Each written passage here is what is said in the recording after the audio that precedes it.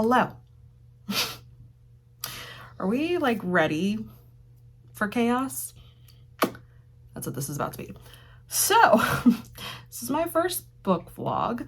Haven't done this before. Kind of nervous about it.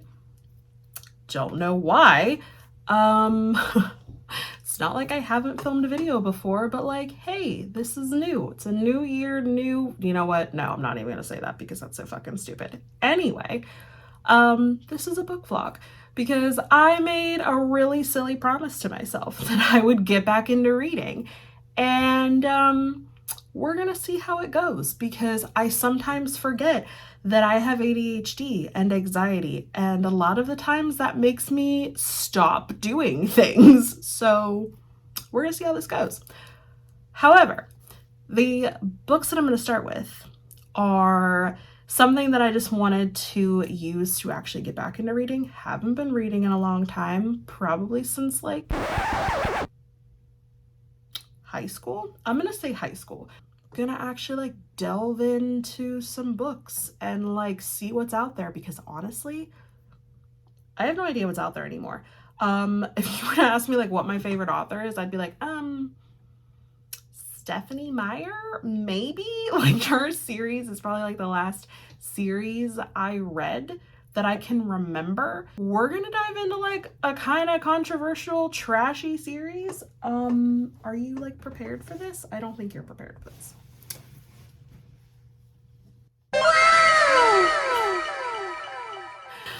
Yeah, so I did a thing. I bought the entire Court of Thorns, Court of whatever series, the Fey series that everyone's talking about. These books came out in like, I don't know, 2017 or something. I don't even know when they came out. We're gonna dive into them. So I've heard a lot of things about the first book, a lot of things to the point where I actually probably could tell you what happens. I know like about Feyre, I know about Tamlin, I know like that Tamlin is like her lover or something. I know they're in the Fey world. I know like bits and pieces that I probably as I'm reading I'm gonna go, oh yeah, I heard about that, but like I don't think I know enough.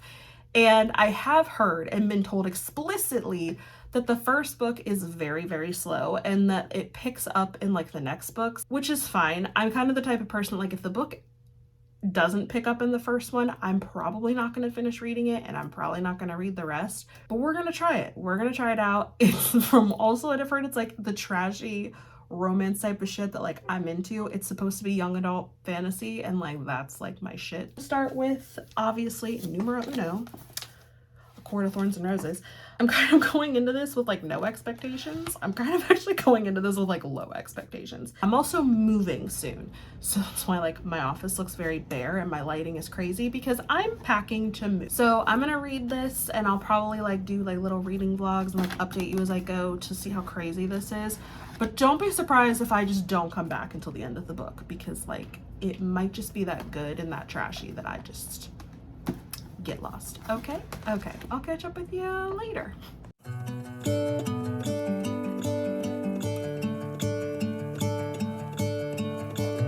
I'm gonna let the sun shine in today.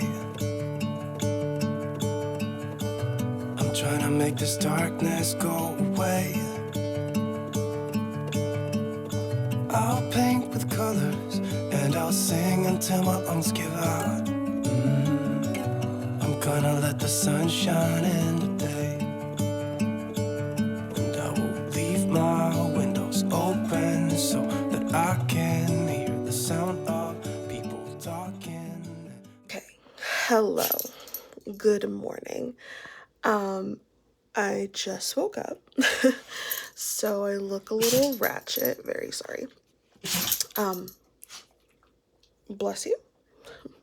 Sorry, I'm in my reading chair and this is like, I'm in my office and this is basically the reading chair I share with my dog Hera, and then that's Whiskey. Also my office looks like crap because like I said, we're moving. So like my whole entire house looks like crap. Anyway, not the point. So I'm going to like go get some breakfast and sit back down and read here in a little bit, but I had a lot of thoughts. that I didn't want to forget about before I got back into reading. I read a little bit last night. I got to about chapter 4. So I'm on page 32. I have a lot of thoughts. Her sisters, Feyre's sisters, main character sisters, are fucking horrible. Why? They're fucking awful. So basically, the book starts off with Feyre is out hunting. Family is poor and they live in the woods and they used to be like very wealthy. Feyre is out hunting to basically feed her family. And her father, I guess, like, because they're so poor, like, creditors came at one point, and, like, broke his knee. Like, smashed his knee so many times into the floor that it just shattered, and he, like, took about a year or so to be able to like walk again, and he's like not really that stable with walking, so he like really can't work, so he cannot provide for the family. It's a big source of tension and resentment between him and Nesta. Nesta's the oldest sister, and then Elaine is the middle sister, and Feyre's the youngest sister. Like, Nesta basically hates their father because she thinks he's too prideful, like he could go work even though like the man can barely walk. Okay. I don't know about you, homegirl, but like when you cannot really walk that well, I don't really think you're gonna find a job, especially in like this time period. But again, it's only like the first 4 chapters. I don't know what he could or could not do yet, so we'll see. Elaine is kind of like, she's the middle child, okay? And she's definitely got that middle child syndrome of, she's just trying to like keep the family together and like make sure everyone doesn't fight. But really, she's not that great at being the middle child because is more on Nesta's side. And she's kind of nice to their father, but truly she's mainly just on Nesta's side because like she wants to be wealthy again and doesn't want to work. Oh, and that's the other thing. So Feyre's the one out hunting, right? She's the one like doing all the work, making sure that everyone is like eating and warm and stuff like that. These bitches don't do shit. Like, Nesta's all upset about her dad not working, but Nesta, like, refuses to go chop wood. She's like, no, my fingers are too delicate, blah, blah, blah. Feyre, your hands are, like, already rough and shit. Like, you can chop the wood. And I'm just like, what? Like, and Elaine's basically, like, the same way. Like, at one point, they're sitting down for dinner because obviously Feyre gets, like, a deer. She kills a deer. And like Feyre's hands are all dirty from like cutting up the deer for them to eat, and Elaine like moves her hand away like, oh, the blood and the dirt and the stuff might like jump on her. Like, that's how she kind of acts. And I'm like, what? Like, what is wrong with y'all? Like, what the hell? So basically her sisters are, Elaine basically just doesn't grasp things. It literally says that like in the book, like Elaine just doesn't grasp things, like she's like slow or something. Which I don't know if slow's the right term. I literally just think that she's trying to say that like Elaine is a ditz. I don't think she's trying to say that like she has a mental, like that she has a mental disability or anything like that. I just think that she's basically saying she's a dumb blonde. Whatever. Okay. So Elaine and Nesta like want new like cloaks and new shoes and stuff, and so Feyre, when she went out in the woods, she killed a deer and she also killed a wolf, which she thought was like a fairy. Turned out it wasn't a fairy. She like hit it with an ash arrow. Ash arrow apparently is what kills wolves, or well, fairies, I guess. Like, it makes them weak or it kills them. I don't know. Also, I don't think this is really like spoilers or anything. We're not really in spoiler territory, but I'm gonna say it now because I'm just like explaining what's happening. If you don't want spoilers for this book, you need to leave now because I'm probably gonna spoil the book for y'all. Like, this is not gonna be spoiler free. This is literally me reading through this and you deciding if you want to read it. So if you don't want spoilers, leave right now. I will probably do a spoiler like free review after I read the book though. So if you like want to come back and like see my impressions and you don't want spoilers, I'll hook you up. Don't worry. After all this has happened, after Feyre has like killed this wolf and she's skinning it and she killed the deer, they take it to market. She talks to a mercenary and she gives her money for it. But before that happens, we get a look at like the Children of the Blessed, which is like this group of zealots, basically like this weird cult of humans that don't like that want the fairies to be their overlords again. So basically 500 years ago, the Fae ruled over the humans and ruled over everyone. And it took 6 queens, so the 6 queens of humans, to make a treaty with the Fae that they would not be ruled over anymore. And so that's why there is this invisible wall that separates the mortal realms and the Fae realms. It even shows that in the map that's in the front of this book, which, can we just talk about how the map at the front of this book is literally just the United Kingdom and Ireland? Like, can we talk about how it's literally like this is the United Kingdom and then over here is Highburn, over there is Ireland, and like, can we just talk about that? Anyway, very funny, but whatever. So there's like this wall here. I don't know if you can see that, but there's this wall that divides the mortal lands with the Fae realms.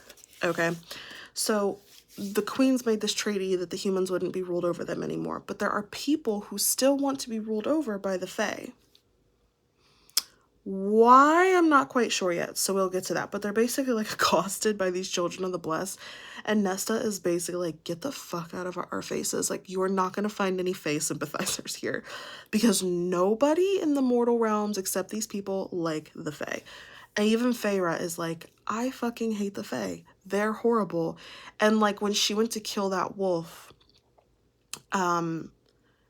she was thinking in her head, like, it's a massive wolf, it's probably Fae, which is why she decided to kill it with the ash arrow.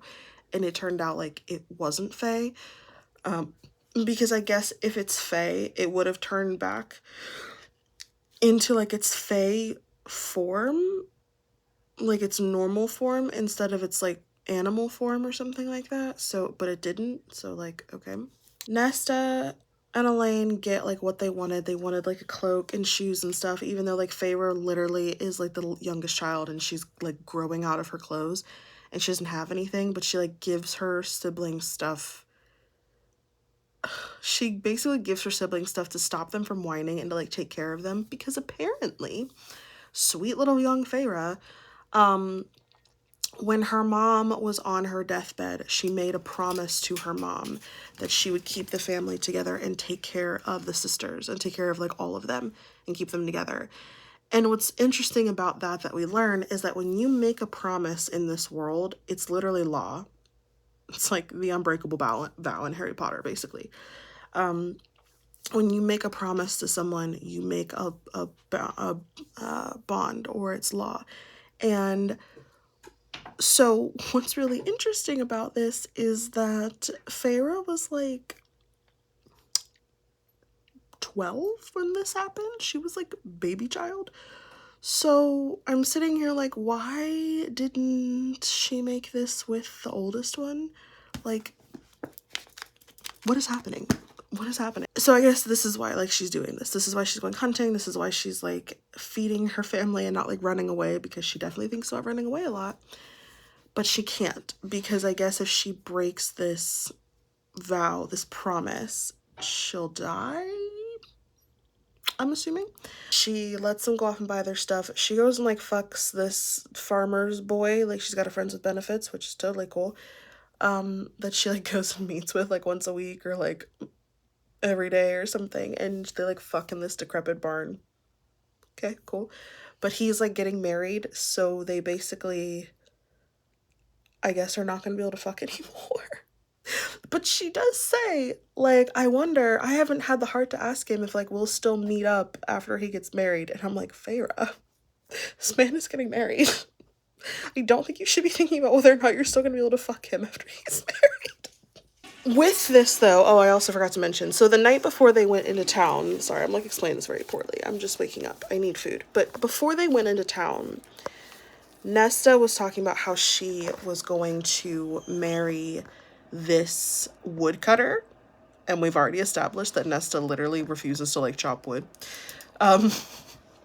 So they're gonna go marry, she's gonna marry this woodcutter, And Feyre gets really upset because they don't have a dowry to give him. They don't have any money. Like, and the woodcutter is not going to be like a wealthy person. Like, he's also barely going to have enough money to feed his family. And then Nesta, it's basically going to be adding another mouth to feed, especially one who like refuses to do anything. Okay. So they get in this big argument about it. And her father literally sits there and just doesn't say a damn word. Like, Nesta even throws like, at least I won't be fucking Isaac in a decrepit barn. And like, this is at the first that her father is hearing that like Feyre's screwing someone. And he just kind of like chokes on his food, but doesn't say a damn word. He just stays completely silent.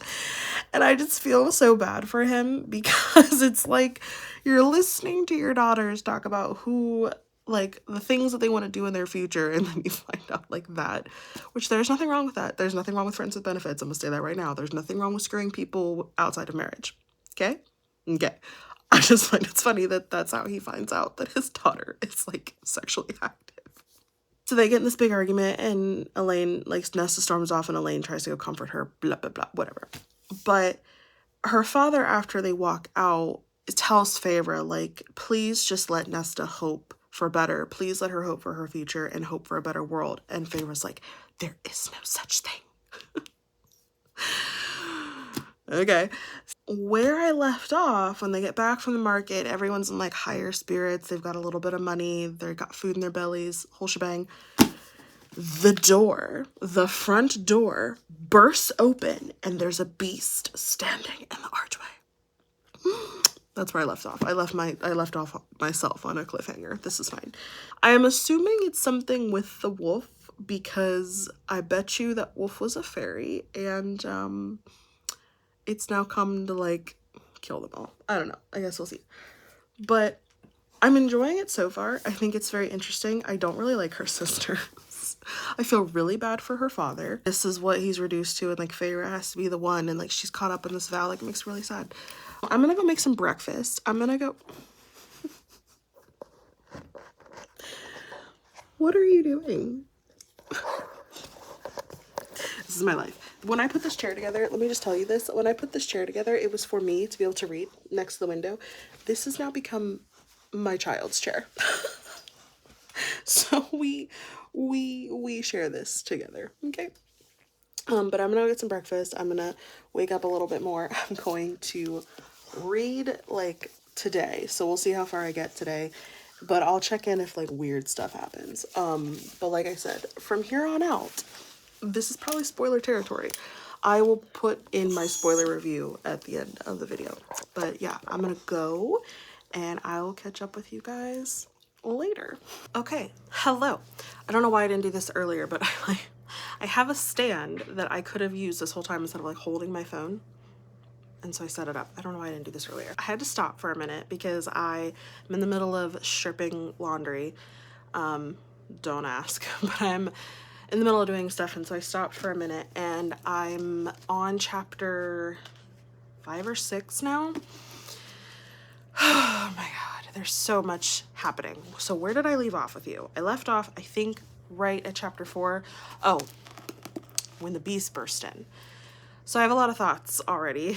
And all of the writing issues aside that I'm experiencing, the book is great so far. I'm loving it. It's very interesting. The beast that bursts in is pissed because Feyre killed that wolf in the woods, which called it. It was a fairy. And so according to the treaty that the humans signed with the Fae like 5 centuries ago, a fairy can demand a life for a life. So if a human kills a Fae, it's life for a life. And he basically says, I can either kill you to, you know, clear this debt or settle this debt, or you can come live in Prythian and live out your life there, and I don't kill you.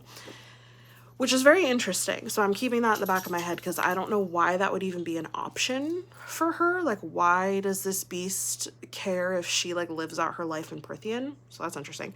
So, and we learn that this beast's name, where I'm at, is named Tamlin. So Tamlin, he's like this high fae nobility, I guess. We find that out. Tamlin says this to her, and she is like, obviously upset. Her sisters are like crying in the background. Her father's like shielding them, which I thought was really sad because like he's crippled and disabled, and like Feyre even kind of says like he's just another body I'm gonna have to protect because he can't do anything.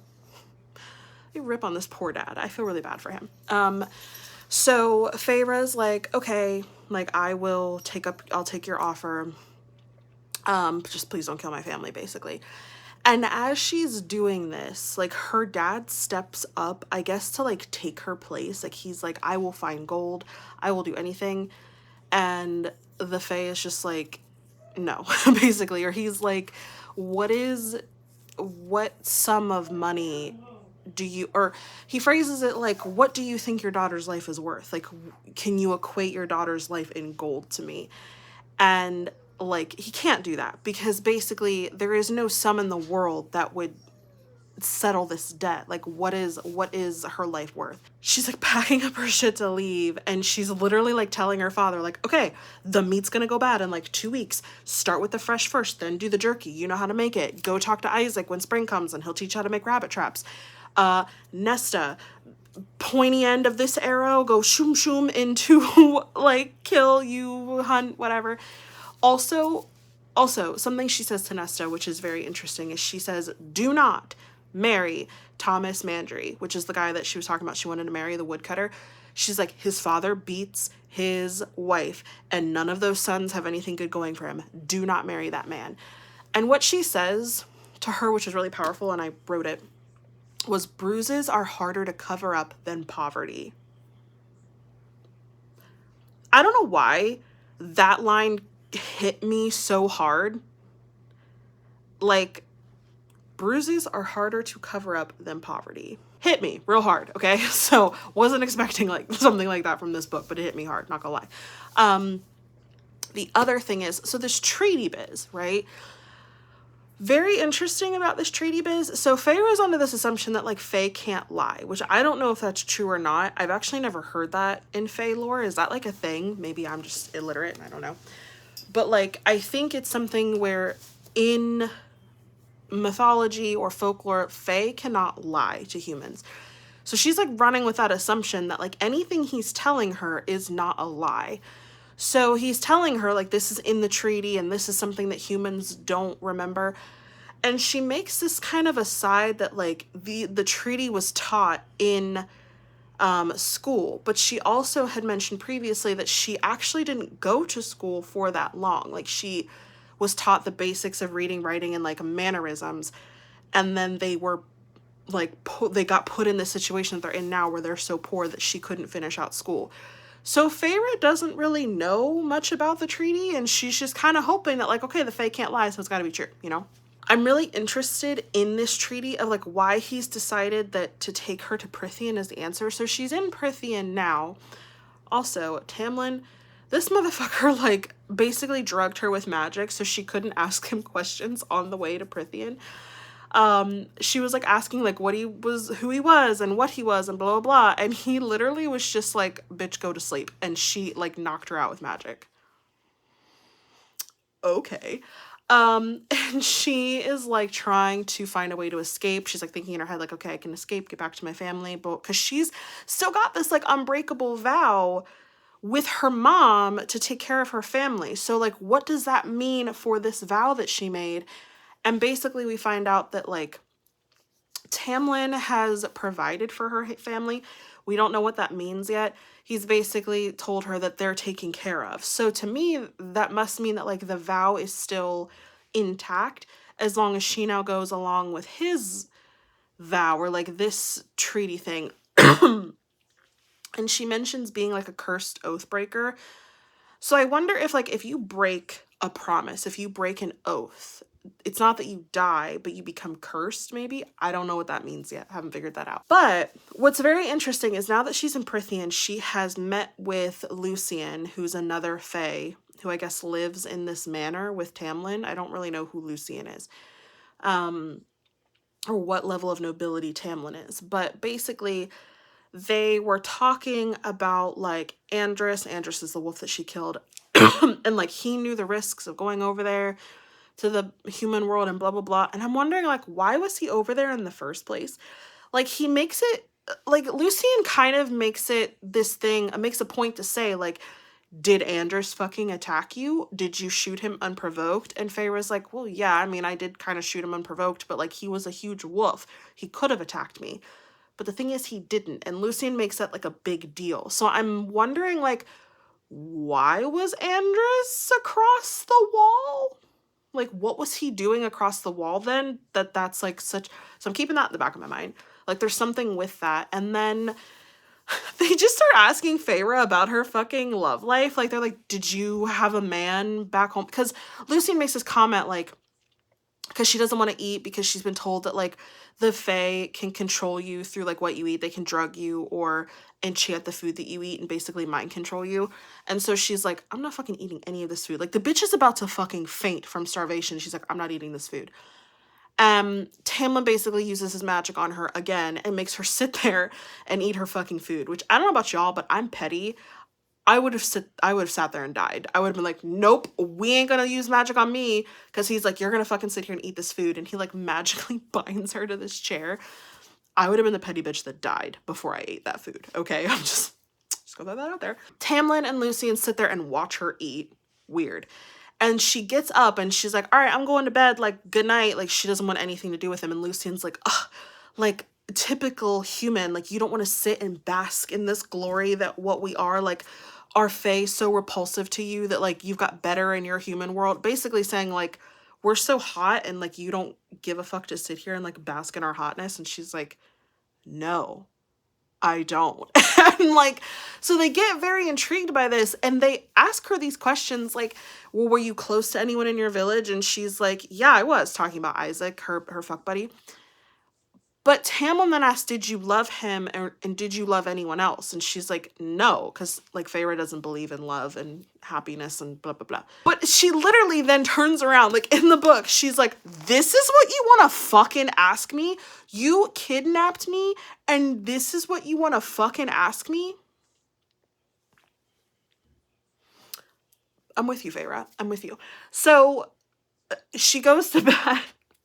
She goes to bed and, like, she's trying to still escape and everything. She sets up a trap, which, like, her maid servant, like, gets caught in, which was pretty funny.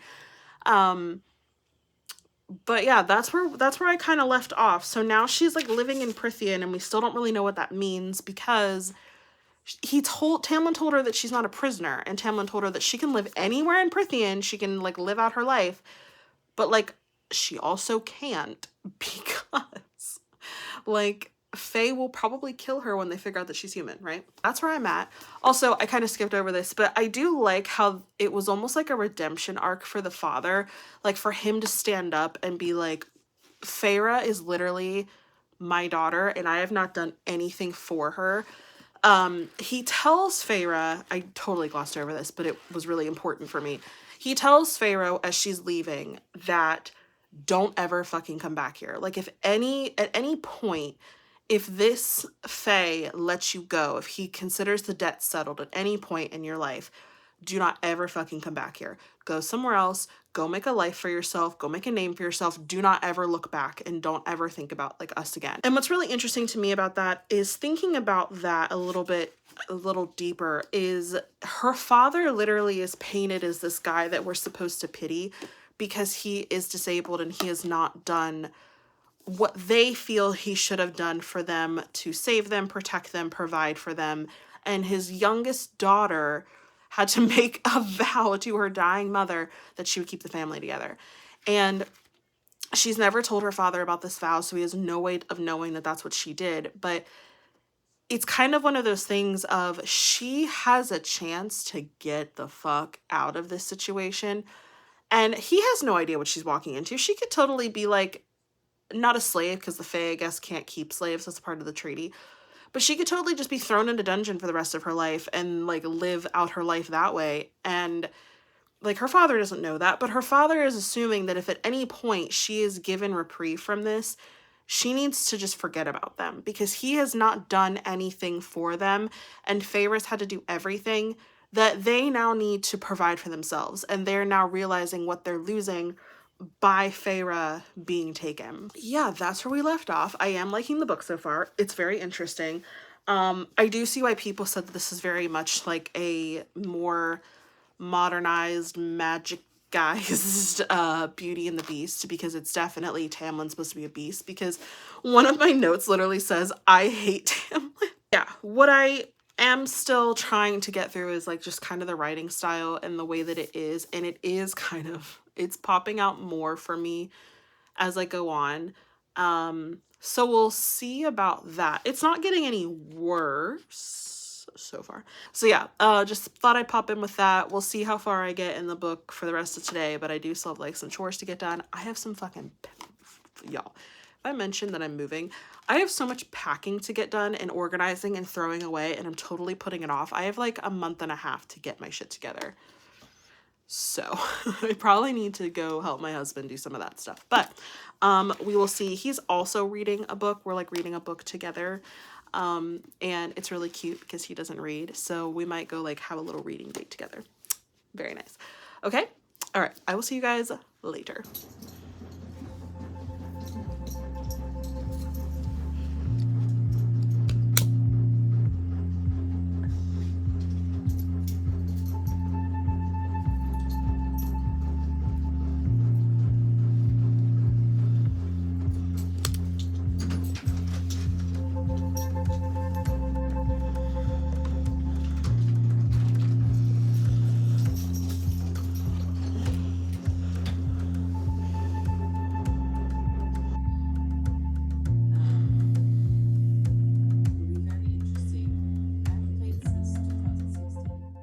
Hello, my friends.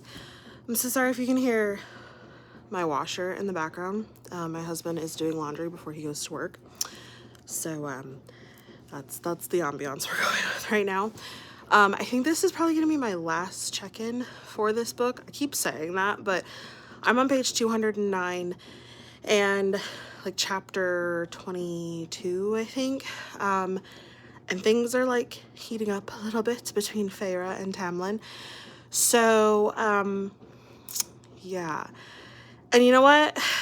It's happening. I hate to say it, but it's happening. I think I love this book.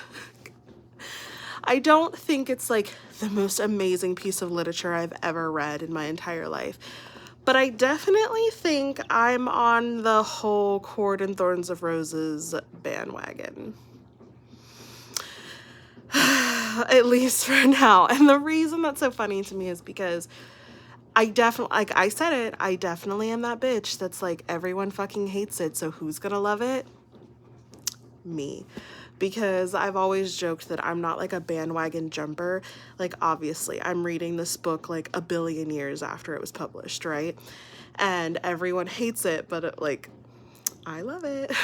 But again, I don't think it's like the best piece of literature I've ever read in my entire life. But I do think that for me, the elements that are in this book speak to me, they call to me, and they are very cute. I definitely have had some eye-rolling moments, and I've definitely had some moments where I like shut the book and I was like, why the fuck am I reading this? But overall, so far, because I'm not done, I do think I like this book. So I'm sorry to anyone who doesn't, just my opinion. You can totally fucking hate this book. And you know what? If you're like the people that have sworn off Sarah J Maas, as like most people I think have, at least that's what it feels like in the book community, do you, boo? That sounds fantastic. Good for you. I hope you found something better to read.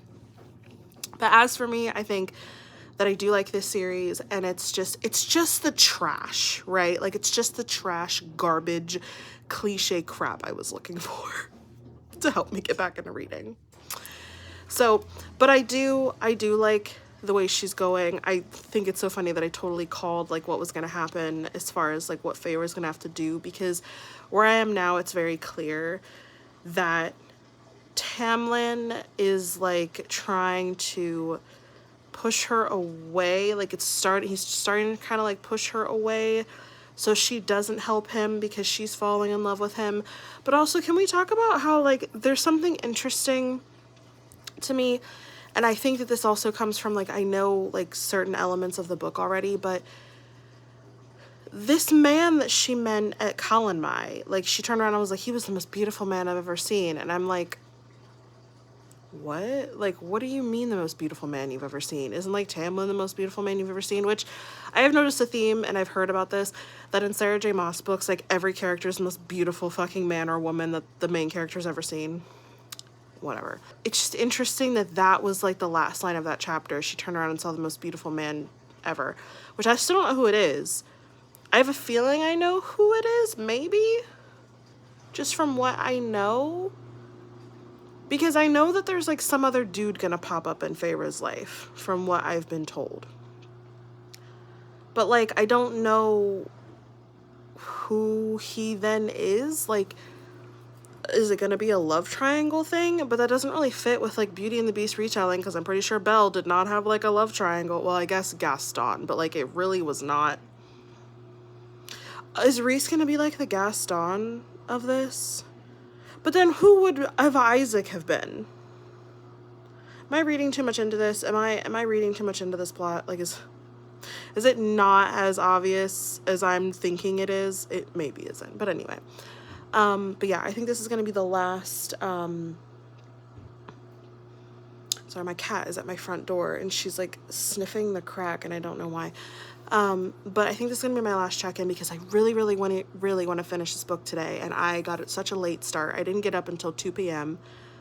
I mean, that's not abnormal, but I spent so long, I stayed up so late last night reading this book that I would like to finish it today, and I got a late start. So I'm gonna go read for the rest of today and knock out this book, and then I will be back with my final review and my final thoughts. Okay? Mwah. See you later. Hi. Hello. Bet you didn't think you would see this face. If things look a little different, it's because they are. You're in the Matrix. I'm coming at you from the future. Does it make sense? No. Are you having a good time? Hope you are, because I'm not. Wow, I didn't really expect to start this video so aggressively, but here we are. Yes, it is the future. At least from the point of when old me was filming the video, which is how videos work. Anyway, not the point. The point is that this vlog started in our Lord's year of 2023. And if you haven't noticed, if you haven't paid attention to the events of outside, if you haven't crawled out from under your rock in a few fucking centuries, it is now 2025. What? Let's all collectively sit here for a moment and realize just how much of a failure I am. Here's the thing. I had plans, okay? In 2023, I had big plans to get back into reading, to do something with my life, to create, to be productive. None of that fucking happened, okay? Let's just be real honest with each other. For the last, 5 years since the panini bread happened, my life has just been like, ugh, it's just been disgusting, okay? So I had big dreams and big ambitions that did not happen. 2023 was definitely a year where I did get back into reading, and I didn't necessarily want to vlog at the time because I wanted to see if I could read and enjoy it without trying to, like, profit off of it, even though I don't get paid for doing this. But my point is, like, instead of, like, sharing this love that I supposedly have of books with the world, I wanted to see if I actually loved reading again. I hadn't read since high school. And that was fucking 11 years ago. That was 11 years ago. Ugh, let's all collectively throw up in our mouths together. So I wanted to see if I even enjoyed reading again. And I do, as a matter of fact. I still love reading, and I have read many books since 2023. The thing is that after 2023, when I realized I had read 250 some books in that year, because yeah, when I realized that, I had some news dumped on my door, which was that we had to leave our apartment. We were not evicted necessarily, even though that's basically what I call it. We were just told that our lease was not going to be renewed. So we had to scramble in 4 months' time to find a place to live. Yeah. If you're, like, gasping and gagging, just imagine how I felt. Moving vlog to come. Anyway, point is that of all of 2024, just I was moving, and then I was like getting into the situation of my place. I was trying to like figure out my mental health. Like there was a lot of moving pieces going on. And not that those things haven't stopped, because I'm here to tell you that they're still there. But I feel like now I'm more comfortable with where we're at and like what's happening in my personal life, that I feel like I can vlog and enjoy it. The thing is, though, that just because I decided in 2023 that maybe like I shouldn't start a vlog, that didn't stop me from vlogging. Bruh. And you're probably asking yourself, well, Julia, you don't have to post any of those vlogs, but I made them. Okay, I took the time to spin my little phone around and film my little face, whether it was makeup or not, to talk to you, to tell you about these books, to share my opinions about what I was reading.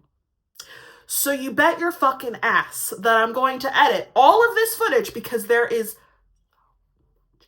going to edit all of this footage and I'm going to post these to the channel. You're just probably going to see this face a lot, telling you that you're still in the Matrix and you will not be leaving until I say so. Okay? But the other reason I'm here is because I realized that with this first vlog, this A Court of Thorns and Roses vlog, that I filmed some footage of myself that I am not proud of, that I never want to see the light of day, that I don't even want on the internet.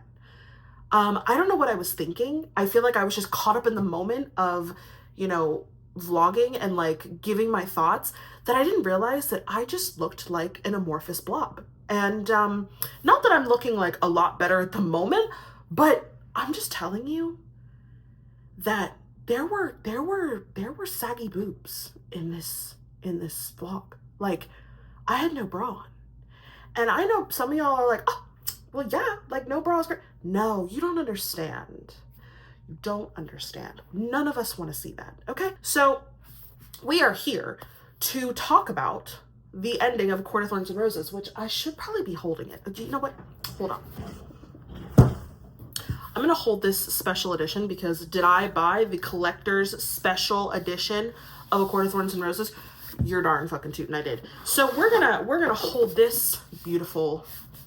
Isn't this stunning though? This actually is stunning. We're gonna hold this up while we're having a little chat here. So A Court of Thorns and Roses, I have not read this book, full disclosure, because I have not read this book since 2023. And I have read all of the other SJM books, but I have not read Miss A Court of Thorns. So do I remember what happened in this book? Yes. Yes. Do I remember all the thoughts I had at the end of this book? No. No. But here's what I will tell you. So this is going to be spoiler free, because that was the whole point of the last clip that I was doing, that I was like, oof. This book is a good introduction into fantasy. There is a lot of controversy with this book. I guess there's a lot of controversy with SJM. Okay, she is a very interesting hot topic in the book community, and I'm not necessarily going to go into that, because I'm not here to delve into that. Okay, if you want to go suss out information on this author, feel free. If that's going to color your like reading journey experience, if it's going to color your reading experience, feel free. There's so many other people that are more qualified to speak on SJM as an author than I am, because that's not what I'm here to talk about. I'm here to talk about this book. Okay, this book is a good intro, in my opinion, into fantasy. It's not the best thing I've ever read, and it's also not the worst thing I've ever read. I had a really great time. This is something that, I think it actually was written when I was in school. I heard about this book a lot. Okay, it was like, you hear about like the game, or you just hear about something, okay, and you're just like, oh yeah, I hear about that a lot, but I've never really thought about it. It's like the plague or whatever. I don't know.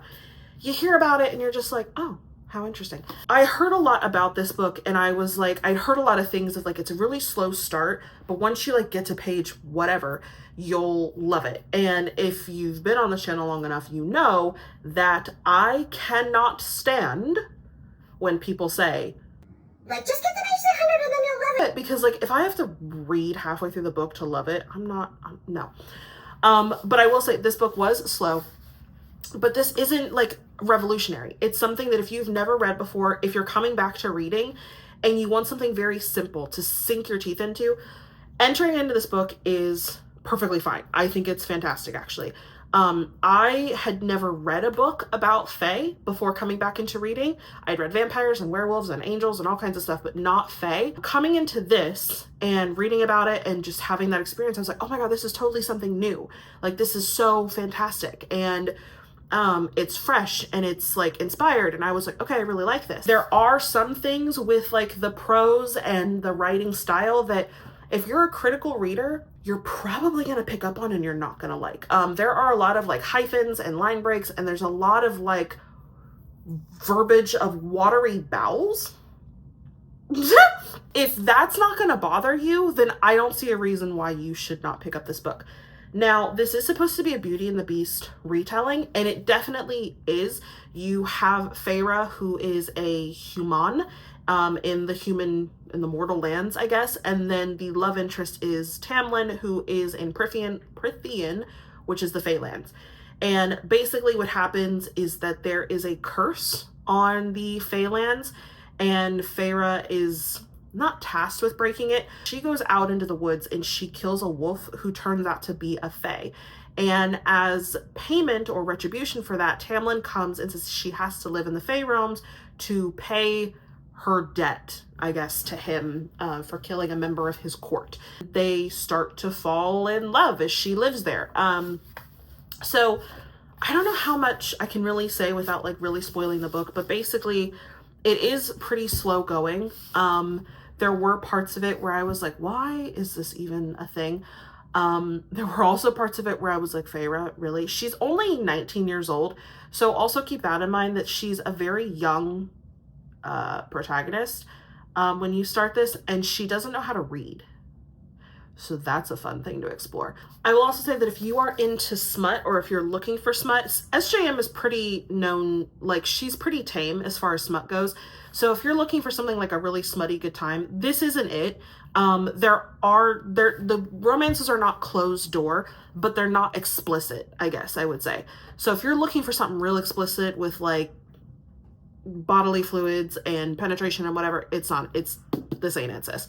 Did I still have a good time? Yeah, I did. I will say that I loved some of the characters and the others I hated. In the beginning, I hated her sisters, and I kind of hated Feyre, and I still kind of don't like Feyre as a main character. She's just not, I don't know, her motivations for doing things are very bizarre. And she has moments where she like has main character energy and she's all like, yes, I'm gonna go do this. And then she has moments where she's just a complete, like, I'm just gonna lay down and die. And it's just very odd for like a 19-year-old girl to just, I don't know, it's just very strange. I will say that she's in charge of like keeping her family alive because her father cannot work. So she's kind of had to mature pretty quickly for her age. So there is that, I suppose. I didn't like Tamlin. I did not like Tamlin even before, if you know, you know. Lucian was okay. I know a lot of people are like Lucian fangirls, and I'm like, he's fine. He's a pretty funny character. He's kind of like, he almost just kind of reminds me of like a Ron Weasley type character. So there you go. The villains in this book were fine. I really did like the villain in this book. They were something. And I like that this book does set you up. Like, so this book could have been a standalone. I'm going to be honest. This book did not have to be what it was. Although now after reading the rest of the series, I can see how she set this up. And to be honest, it's kind of genius the way that she did it. I'm not going to lie about it.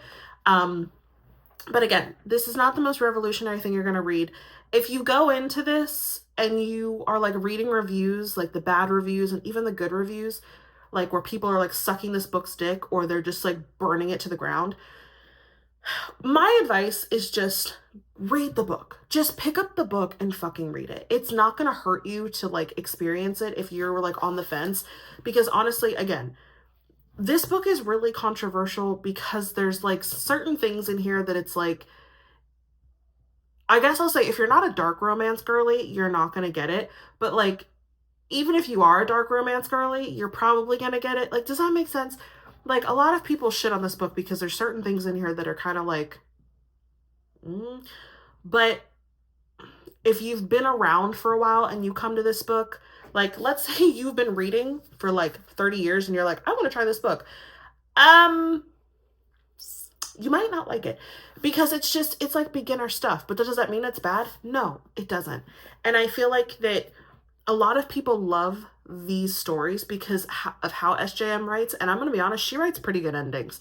Like her beginnings are a little like but her endings, I mean, Crescent City #1, let's talk about it. Crying for 3 hours, migraine, stuffy nose. Ooh, favorite book of all time for me. This book, like I wouldn't say that it's forgettable because I do remember it, but I think I'm a little biased because I remember it as the first book coming back to reading after 10 years. So I feel like if that's not you, then you're probably going to forget this book after you read it. So yeah, I just wanted to pop in here and say all that because it's been a minute and it's 2025. Oop, I just hit my camera. It's 2025 and I just didn't like the review that I gave in the end. And honestly, that review I gave in the end was an hour long. I don't know why it was an hour long. I'm gonna tell you right now, I didn't even listen to all of it. I just cut the clip. I just like cut the cord, bitch. So if you've made it this far in the video and you liked what you saw, thank you so much. Thank you for being here for my first reading vlog. I have not been on the interwebs for a very long time. I used to have an old YouTube channel that I still is up, but I just don't post to anymore. So this is like a nice breath of fresh air for me. So thank you for being here. If you liked what you saw, please give it a thumbs up. And if you want to see more videos from me, hit the subscribe button. I'll be here all week, baby. I'll see you next time. Bye.